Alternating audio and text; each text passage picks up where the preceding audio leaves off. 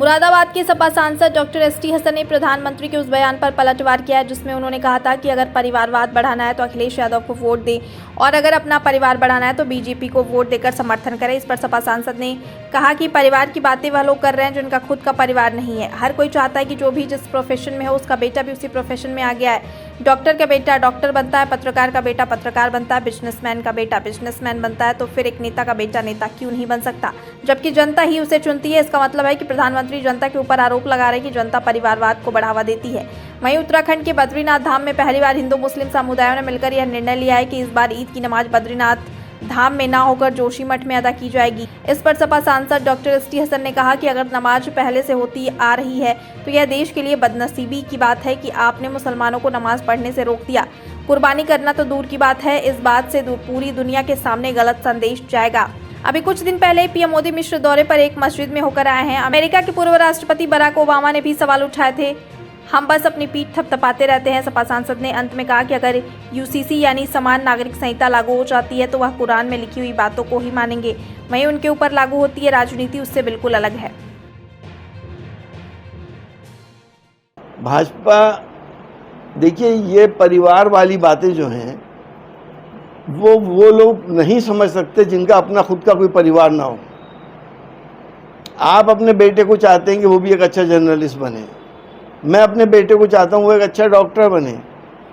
अगर मेरा बेटा डॉक्टर बनता है, आपका बेटा जर्नलिस्ट बनता है, बिजनेसमैन का एक्सपोर्टर का बेटा एक्सपोर्टर बनता है, ये तो नेचुरल फिनोमिना है। तो जो राजनीतिक आदमी का बेटा भी अगर राजनीतिक हो गया तो तकलीफ क्या है?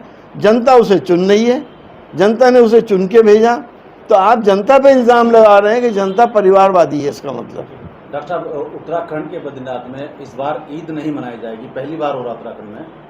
जो कमेटी है दोनों हिंदू मुस्लिम, उन्होंने मना कर दिया कि यहाँ नहीं मनाएंगे, नमाज नहीं पढ़ेंगे, नमाज नीचे जाकर जोशीमठ में पढ़ेंगे। पहली बार हो रहा इस तरह से, क्या कहेंगे? देखिए, अगर पहले से होता चला आया है तो देश का बदनसीबी है ये कि आपने मुसलमानों को नमाज पढ़ने से, इबादत करने से रोक दिया। कुर्बानी तो बात की चीज़ है, इसका मैसेज तमाम दुनिया में क्या जाएगा?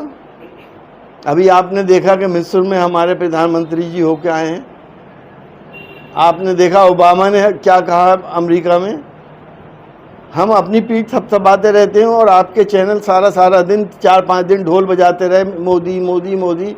जिस जगह वो गए थे वो अमेरिका कभी भी कोई काम ऐसा नहीं करता जो उसके मफाद से अलग हो। कुछ दिन में आप देखना कि अमेरिका हिंदुस्तान को चीन से भिड़ा देगा और अपने हथियार बेचेगा, मकसद उसका यही है।